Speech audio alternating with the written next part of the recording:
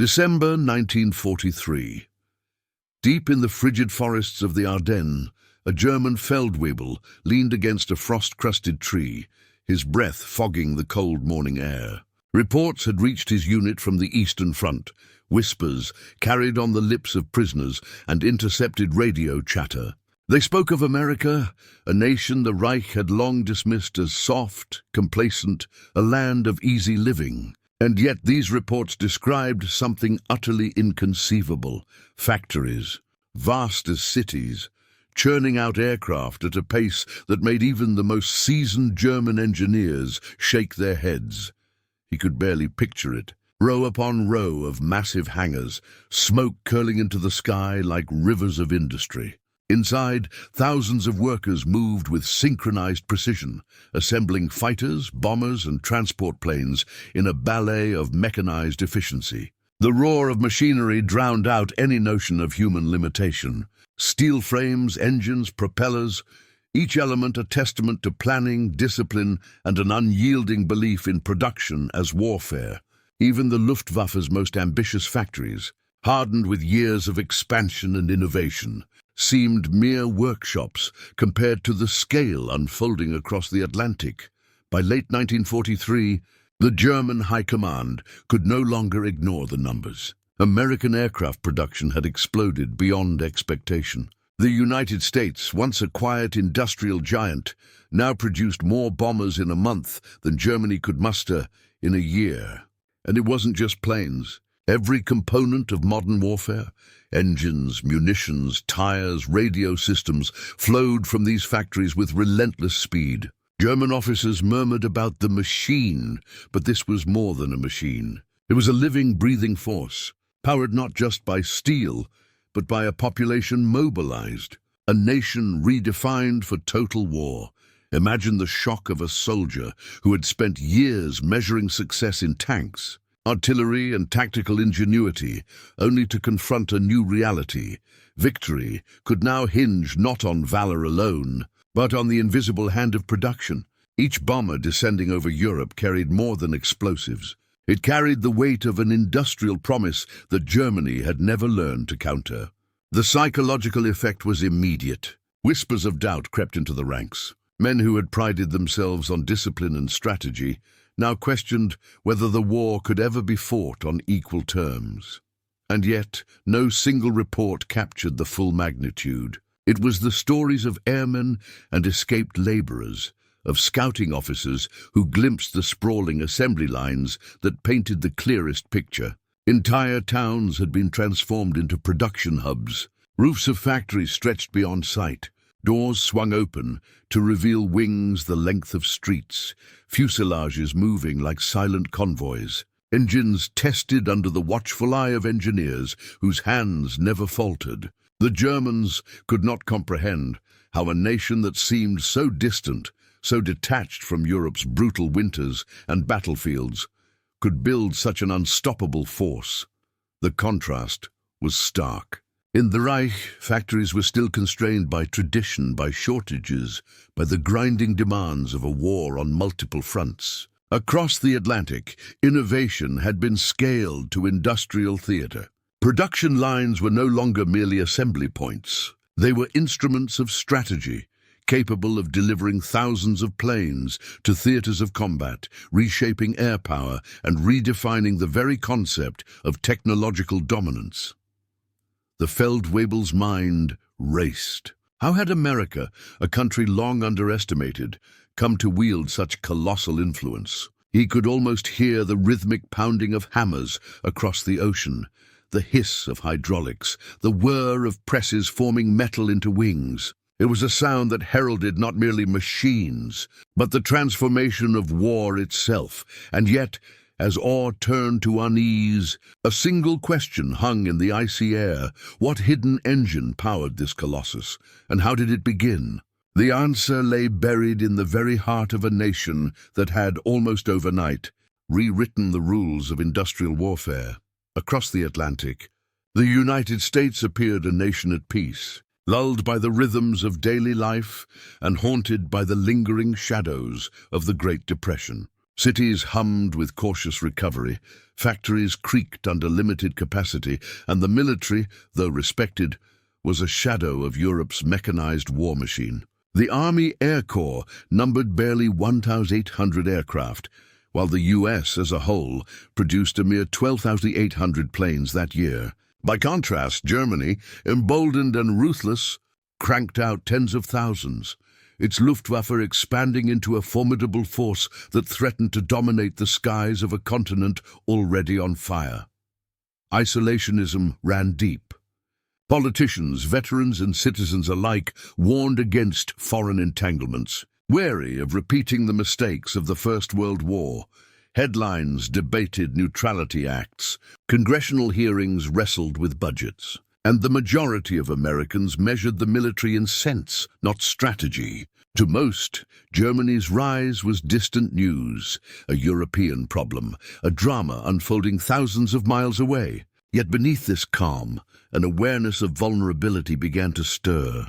The country's limited air power, its underfunded factories, and the unpreparedness of its forces were glaring weaknesses, vulnerabilities that would soon be tested on an unprecedented scale. Amid this backdrop, one figure loomed larger than the debate: Franklin D. Roosevelt. Unlike many of his contemporaries, Roosevelt saw the looming threat with clarity.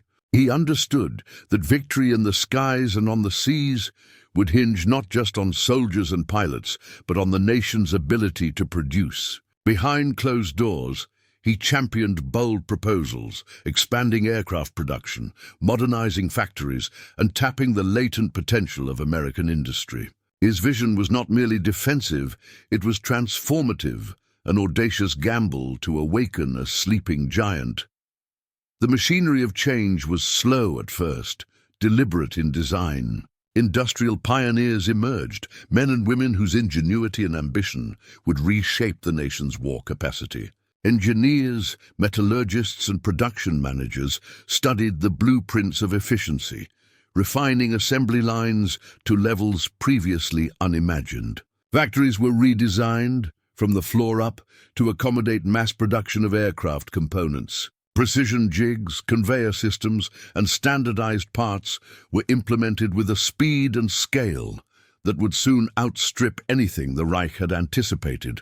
By late 1940, the first signals of awakening appeared. The War Department authorized new contracts, and private companies, once focused on consumer goods, were drawn into defense production. Automobile plants, furniture workshops, and machine shops began retooling for aviation. Even the smallest towns contributed, producing engines, rivets, and propellers, each part a small but vital component of a colossal machine yet to reach full strength. The contrast between perception and reality was profound. While the world dismissed the US as soft, its latent industrial power quietly gathered momentum, like a coiled spring waiting for release. Yet, despite this stirring, doubts lingered. Could a nation so long focused on domestic recovery pivot fast enough to challenge the Axis? Could factories that had once produced refrigerators and cars suddenly churn out thousands of military aircraft? And most pressing of all, would the citizens, hesitant to embrace war, respond when the call came? The question hung heavy over boardrooms and briefing rooms alike, unanswered, the future uncertain. The stage was set. America's industrial heart beat quietly, almost imperceptibly, but beneath its measured rhythm, a spark was ready to ignite. The question remained, would it be enough to challenge the Axis, or would the world's mightiest war machine awaken too late? December 7th, 1941. A quiet Sunday morning shattered in Pearl Harbor, the sky streaked with fire and smoke, the calm of the Pacific transformed into chaos. For the United States, the attack was more than a military setback. It was a psychological earthquake, an undeniable proof that the world's stage had shifted and that the nation's moment of reckoning had arrived. Isolationism, caution, and hesitation were swept away in a storm of urgency. The United States was at war. By early 1942, the enormity of the challenge became starkly clear. Germany's factories and airfields were already operating at a tempo unmatched anywhere else. The Luftwaffe had perfected the fusion of strategy and production, its forces moving like a living organism across the European skies. In contrast, America's fledgling air arm, still growing out of pre-war neglect, faced a desperate race, not merely to build planes, but to outproduce one of the most advanced military machines in history. Factory floors, once quiet, now throbbed with relentless energy. Women and men, many who had never touched a wrench or rivet in their lives, poured into the industrial heartland. The first days were chaotic, full of errors, missteps, and exhaustion. Machines groaned under unfamiliar hands, blueprints were misunderstood, parts were delayed. By early 1942, the United States managed to produce only 26,000 aircraft, a significant increase from 1940, yet still dwarfed by the Axis output. Every plane was a hard-won victory of sweat, ingenuity, and sheer determination. Inside one sprawling Michigan plant, a young machinist named Eleanor found herself at the center of this transformation. She had left her small-town life, trading typewriters and household chores for drill presses and assembly jigs. Each day, she approached her workstation with a mixture of fear and pride, knowing that every rivet, every engine test, could tip the balance in a war that now felt uncomfortably close. Her story was not unique. Across the nation, factory workers became soldiers of industry, their battles fought not on foreign soil, but on steel floors and in the hum of machinery. The pressure was immense. Supervisors demanded speed without sacrificing precision. Engineers reworked designs to streamline production, and supply lines strained under the weight of unprecedented demand. The contrast between the early struggles and the vision of the future was almost surreal. Machines that once produced consumer goods were retooled to create bombers, fighters, and transport planes at speeds unimaginable just 2 years prior. Every night, as the factory lights dimmed, Eleanor and her colleagues knew that tomorrow would demand more effort, more ingenuity, more sacrifice. Even as production increased, the psychological toll mounted. Workers labored in near-constant shifts, yet the output often seemed insufficient. Reports from Europe painted a grim picture. Entire squadrons of German aircraft poised to dominate the skies, Allied forces struggling to keep pace. The sense of urgency was absolute. Failure was unthinkable. Yet amid the exhaustion, a quiet pride emerged, a recognition that they were part of something far larger, a movement that could reshape the outcome of the war itself. By mid-1942, signs of progress began to emerge. Production numbers rose, assembly lines moved with more precision, and the workforce adapted with remarkable resilience. But the question remained, heavy in the hearts of every worker and commander alike. Could America's factories rise fast enough, large enough, and precise enough to meet the impossible demand? Could a nation so new to industrial warfare truly challenge the Axis war machine and alter the course of history? The answer was still uncertain, and yet the rhythm of hammers, presses, and rivets continued, echoing across the heartland. A prelude to the monumental surge yet to come, 42-43. Across the American heartland, a silent metamorphosis was underway. Factories that had once produced cars, refrigerators, and airplanes in modest numbers were transformed into colossal engines of war. The scale was almost unimaginable. Willow Run, built by Ford in Michigan, stretched across 3.5 million square feet, a single plant capable of producing a B-24 bomber every hour. To the Germans, who relied on traditional factories and rigid hierarchies, this was nothing short of revolutionary, a living testament to what innovation, scale, and human ingenuity could achieve. Inside Willow Run, assembly lines stretched like rivers of steel and manpower. Components arrived in endless streams, and teams of thousands worked in perfect synchrony. Riveters, engineers, and machinists moved with choreographed precision, assembling wings, fuselages, and engines in a flow so fluid it resembled the movement of water more than human effort. Conveyor belts transported massive aircraft sections as if gravity itself had been enlisted in the cause. Every bolt, every panel, every test flight was measured against the clock, yet executed with extraordinary discipline. Ford was not alone. Boeing, Lockheed, North American aviation, giants of industry adapted overnight to the demands of war. Automotive expertise translated seamlessly into aviation assembly. Mass production techniques became weapons as potent as any cannon or fighter plane. While the Reich relied on small, highly skilled workshops, America leveraged breadth, flexibility, and unrelenting innovation. Standardization and modularity allowed mistakes to be corrected swiftly and production to scale without collapse. The Germans had speed, but the Americans had scale, adaptability, and a workforce mobilized with unprecedented focus. Every corridor of these plants pulsed with energy. Workers, many of them women who had left homes and offices, carried the weight of a global conflict on their shoulders. Eleanor, who had joined the first wave of factory recruits, marveled at the sheer size and precision of Willow Run. She walked through endless bays of fuselages, engines and wings, each completed bomber a testament to the nation's resolve. The psychological impact was profound. This was not mere production. It was a visible demonstration of collective will, of a country harnessing its entire industrial might to meet a challenge that once seemed insurmountable. By late 1943, the output numbers were staggering. Willow Run alone could produce nearly 1 B-24 Liberator per hour, while similar plants multiplied the effect across the nation. In a single month, the United States was now manufacturing more planes than Germany could in an entire year. Yet the scale of ambition carried its own peril.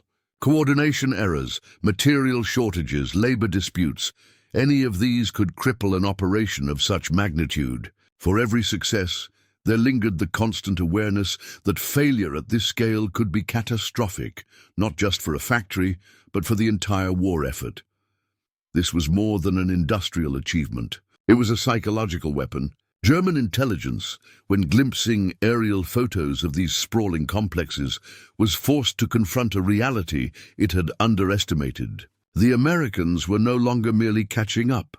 They were innovating, accelerating, and challenging the very notion of what war production could be. The Reich had mastered tactics, but the US was rewriting the rules of strategy itself, proving that victory could be manufactured, measured in rivets and steel as much as in tanks and bullets, yet the stakes were high.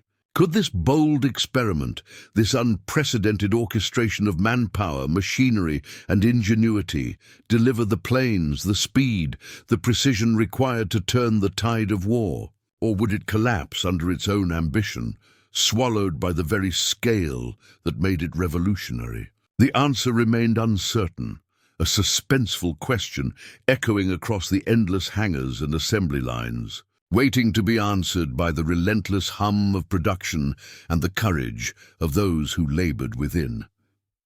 By 1943, the face of America's industrial war effort had changed forever. Women, minorities, and ordinary citizens, many of whom had never worked in heavy industry, now formed the backbone of the nation's production surge. 2 million women had joined the manufacturing workforce, rivets in their hands, determination in their eyes, transforming assembly lines into instruments of victory. They were the unsung heroes, the invisible force behind every bomber, fighter, and transport plane that soared over Europe. In a sprawling Chicago plant, a young welder named Margaret bent over the fuselage of a B-24. Her gloves singed from the heat of molten steel. She had joined the effort not out of ambition, but duty. Each bolt she fastened, each seam she welded, was a testament to her contribution to a world she would never see from the cockpit of the aircraft. Pride mingled with exhaustion, her muscles screaming from 12-hour shifts, yet she smiled when the fuselage rolled off the line. Another bomber ready to carry Allied pilots into battle. Her story echoed thousands of times across factories in Michigan, California, and Pennsylvania. The challenges were relentless. Materials were scarce, supply lines stretched thin, and mistakes could cost hours, even days. Workers labored under harsh conditions, the hum of machinery never ceasing, the glare of overhead lights illuminating faces etched with fatigue and focus. Yet these challenges were met with ingenuity. Improvised tools, streamlined processes, and sheer grit ensured that production never faltered. Every day, ordinary citizens became extraordinary by sheer necessity, transforming the ordinary into the extraordinary. In addition to women, African Americans, Latinos, and other minorities stepped into roles previously denied to them, their contributions quietly reshaping the social fabric of the workforce. Factories became crucibles of skill, discipline, and resilience, proving that in war, courage was not only displayed on the battlefield, but also on the assembly line. Each completed aircraft was a monument to collective effort, a fusion of human determination and mechanical precision. By mid-1943, the numbers were staggering. Factories produced more than 200 bombers each month, a pace previously thought impossible. Eleanor, now a supervisor at Willow Run, watched new recruits join daily, their eyes wide with awe and apprehension. She remembered her own first day, the uncertainty, the fear of failure, and contrasted it with the hum of a line that now moved like a single organism. She felt pride, but also the weight of responsibility, knowing that behind every plane was a pilot's life. And behind every line, countless human stories of struggle, perseverance, and sacrifice. These workers had become an invisible army, their weapons not guns or tanks, but hammers, welding torches, and rivets. Yet unlike soldiers on the front lines, their efforts were often unrecognized, their sacrifices overshadowed by headlines of battles and bombing runs. And still they endured. Through long shifts, through shortages, through the ceaseless demand of a nation at war, they produced. They were the heartbeat of America's industrial might, their resilience shaping the very possibility of victory. As factories hummed, as rivets set and engines roared, a singular truth emerged. The United States had tapped into a hidden reservoir of power, one that would redefine the limits of production and strategy. But even as the assembly lines gained momentum, a single year was approaching, a year that would stun the world, transforming the perception of what a nation could achieve under pressure. What was coming, and could anyone foresee the scale of the triumph that awaited? Across the Atlantic, the hum of American factories had become a roar. Production lines now moved with relentless rhythm, as if the very heart of the nation had been synchronized to the cadence of war. By the end of the year, the United States had produced an astonishing 47,000 aircraft, a number that sent shockwaves through German intelligence and left soldiers across Europe struggling to comprehend the magnitude. Intercepted German reports painted a picture of disbelief. Feldwebels and Luftwaffe pilots, accustomed to precision and efficiency, could not fathom a single nation producing more aircraft in a month than Germany could in an entire year. They must have more than men. They must have machines that think, one officer reportedly muttered, a mix of awe and dread in his voice. Another noted that the skies over Europe were no longer predictable. The sheer influx of American bombers threatened to overwhelm their air defenses, erasing years of tactical advantage. Central to this industrial surge was the B-17 Flying Fortress, a bomber that became both a symbol and a tool of America's production revolution. Standardized components, modular assembly, and rigorous quality control allowed factories to produce thousands of these aircraft with remarkable efficiency. Each B-17 rolling off the line was not only a testament to engineering brilliance, but also a monument to the thousands of hands and minds that had forged it. Inside a Pennsylvania plant, a welder named Samuel paused for a moment as he watched a completed B-17 being moved for final testing.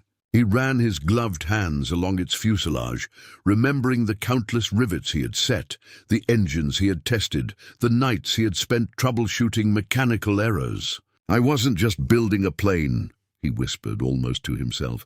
"I was building the possibility of victory. For Samuel and countless others, the work was exhausting, repetitive, and often thankless, but it was also empowering. Every rivet, every test flight, every component assembled carried the weight of strategy and the hopes of a nation. The contrast with Germany's production could not have been starker.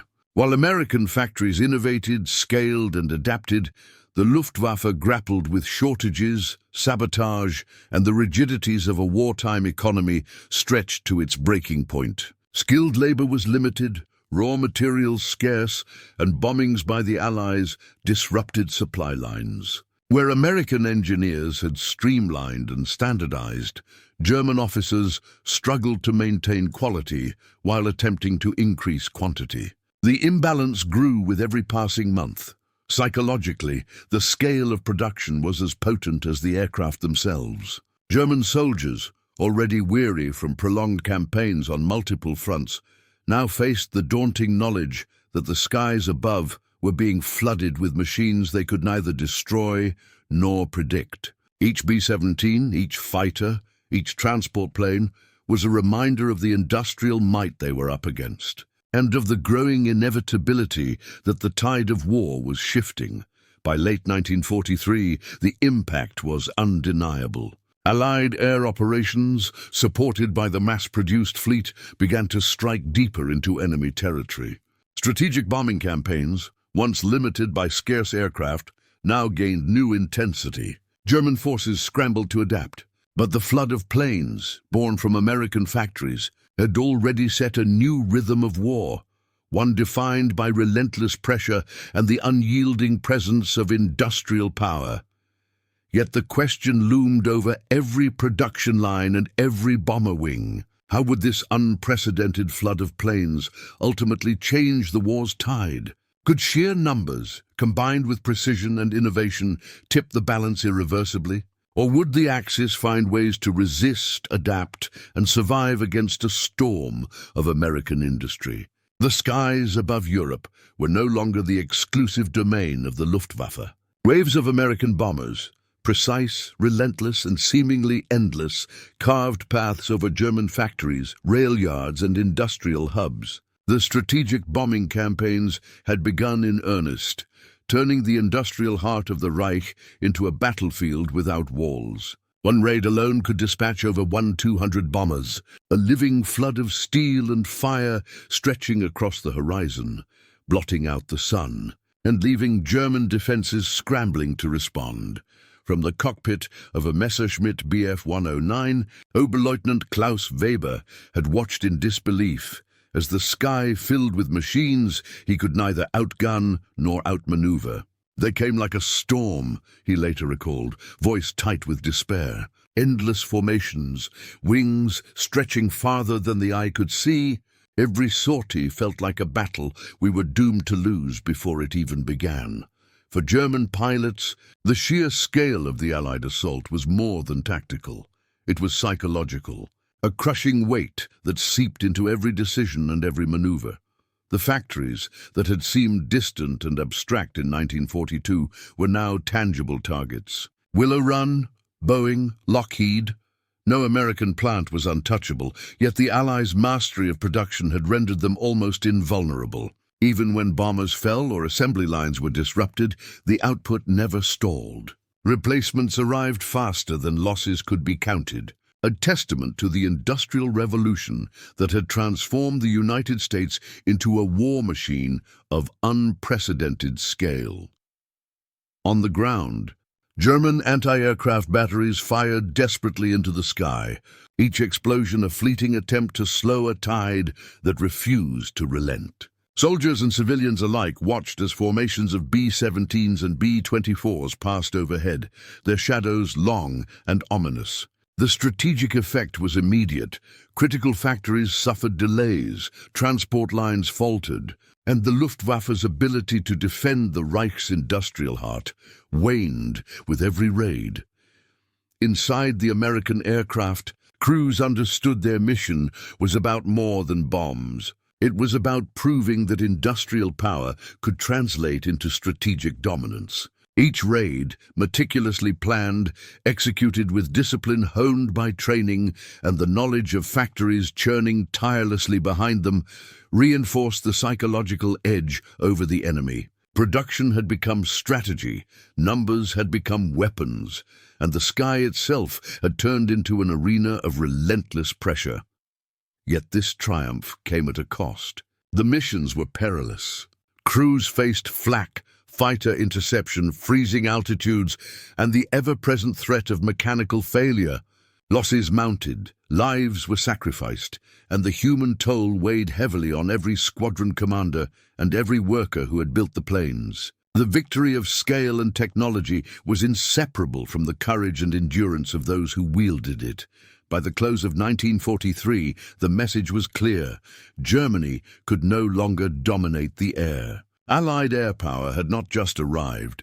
It had reshaped the battlefield, transformed strategy, and forced the Reich into a defensive posture that would only worsen as the production tide continued to rise. Yet as the smoke of each raid cleared, one question lingered among planners and crews alike. At what price would this aerial dominance continue? And could America sustain the relentless momentum required to finish the war? The sky had turned against Germany, but victory demanded more than machines and numbers. It demanded unyielding resilience, and the cost had only begun to be counted. Triumph in war never comes without its shadow. By 1943, America's industrial miracle had transformed the sky into a weapon. The factories roared, the bombers flew, and the Reich trembled. Yet behind every rivet driven, every plane launched, lay a cost measured not only in dollars or hours, but in flesh and blood. In Detroit, a young welder named Margaret Collins worked night shifts at Willow Run, her hands scarred from sparks, her body drained by endless 12-hour days. She spoke of her pride in helping build the flying fortress, but also of the toll, missed birthdays, children raised by neighbors, and exhaustion so deep that she once collapsed between shifts. "We were winning," she said, "but sometimes it felt like we were giving all of ourselves into those wings." The workers' sacrifices were mirrored in the skies. For the crews who climbed into those bombers, survival was far from guaranteed. Each mission was a gauntlet of fire and steel, with flak tearing holes in wings and fighters swarming like predators. By the war's end, nearly 80,000 U.S. airmen would be killed in action. Entire crews vanished in moments, their planes spiraling into clouds of smoke over Europe. For every jubilant return to base, there was a hangar left silent, a seat left empty. And then there were those who never faced the battlefield yet bore its burden in silence. Factory towns lived on rations. Families endured separations. Wives and mothers prayed over telegrams that might arrive with the dreaded words, "We regret to inform you." The industrial miracle was powered by ordinary people who carried extraordinary weight, often invisible in the grand sweep of history. Yet perhaps the heaviest cost lay in the moral reckoning. Strategic bombing, for all its effectiveness, blurred the line between military necessity and human suffering. Cities became targets. Hamburg, Cologne, Schweinfurt. Factories were intertwined with homes, hospitals, and schools. Civilians bore the brunt of raids, their lives shattered in the crossfire of industrial war. American commanders defended the strategy as essential to breaking Germany's will and crippling its war machine. Still, the images of burning cities raised a question that could not be silenced. At what point does triumph become tragedy? For German soldiers at the front, the devastation at home was a wound deeper than any battlefield loss. For Allied air crews, dropping bombs on factories meant knowing that workers, men, women, sometimes even children, were below. "I never stopped seeing the fires," one veteran confessed decades later. "Even when we believed we were striking only machines, I knew people lived there too." This was the paradox of America's industrial triumph. The very efficiency that made it unstoppable also magnified its human and ethical weight. To mass-produce war was to mass-produce consequences. The courage of workers and airmen had brought victory closer. But victory was written in sacrifice, in loss, and in moral complexity that no ledger could calculate. By late 1943, America had proven it could outbuild, outfly, and outlast the Reich, but the deeper question lingered, like smoke after a raid. What lasting mark would this miracle of steel, sweat and sorrow leave on the world it had reshaped? The roar of America's aircraft factories did not fade with the war's end. It echoed into the very structure of the world that followed. By 1945, the United States had produced an astonishing 300,000 aircraft, a figure so vast it seemed to belong more to myth than to reality. This was not just a number. It was the material weight of victory. A flood of steel and wings that had broken the Luftwaffe, carried the Allies across oceans, and turned the tide of history. The sheer scale of American production left no doubt. The nation, once dismissed as soft and isolationist, had emerged as the arsenal of democracy. German officers captured in the final months of the war still spoke with disbelief of the skies that seemed to regenerate Allied planes endlessly. Where one squadron fell, another appeared. Where factories in Europe crumbled under bombs, America's factories only grew louder, faster, and more efficient. This industrial miracle reshaped global power. The United States, once hesitant to involve itself in foreign conflicts, now stood as the architect of victory and the guarantor of peace. Its economic strength, harnessed in the crucible of war, propelled it into a new role. A superpower with unmatched capacity to project influence across the globe. From the ashes of Europe and Asia, a new order was born, and at its center stood the humming legacy of American industry. But behind this grand transformation were the faces of ordinary people. Men and women who had labored through exhaustion and sacrifice now looked back with pride at what they had built. Veterans remembered stepping into cockpits and feeling the might of those machines beneath their hands. Workers recalled the moment they saw their bomber soaring overhead, a piece of their sweat and effort now part of history's turning.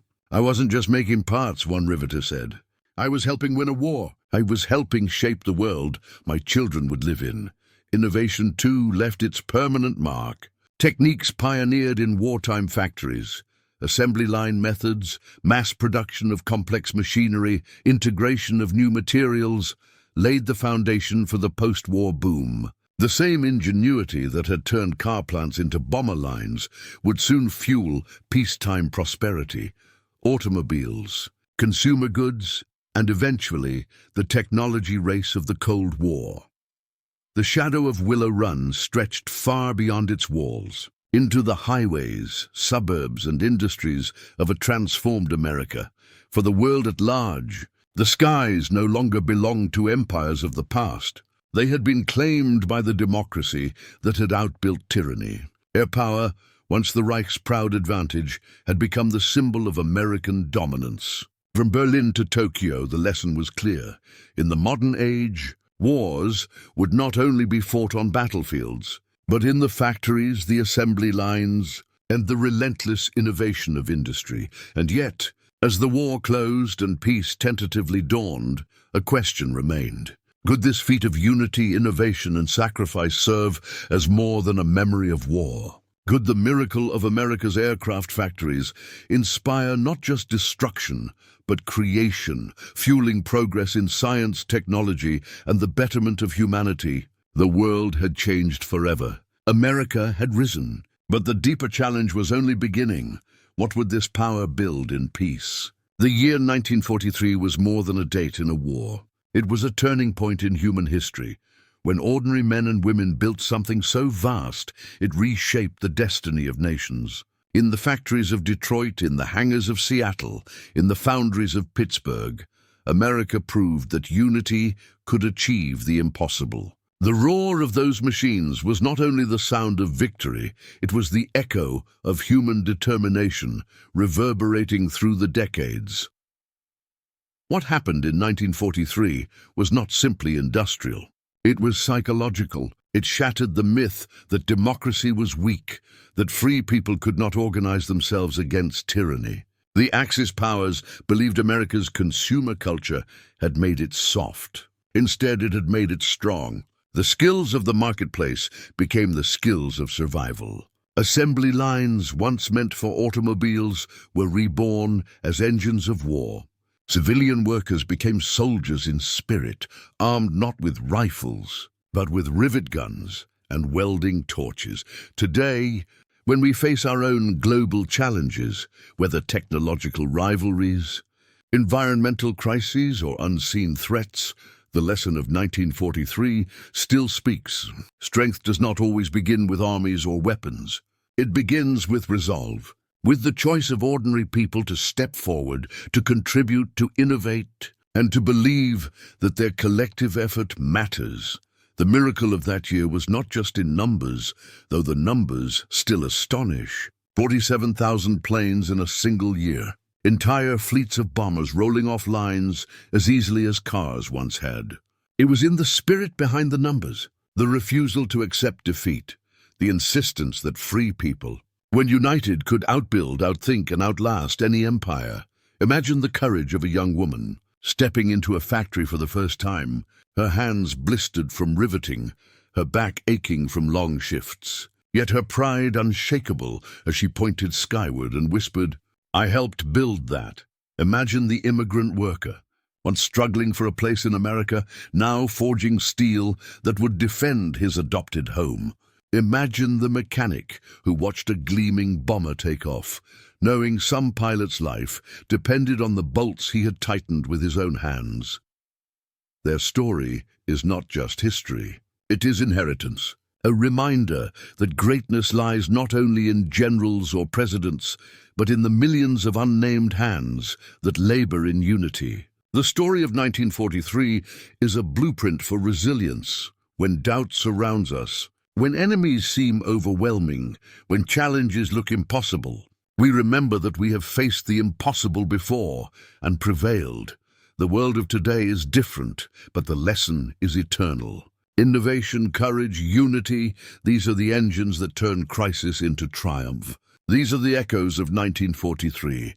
And so, as the dust of history settles, one truth remains. No enemy, no crisis, no challenge is too great when people stand together with purpose. The roar of 1943's factories may have faded into memory, but its message endures. And so, the roar of 1943's factories reminds us no enemy, no challenge is too great when a nation stands together.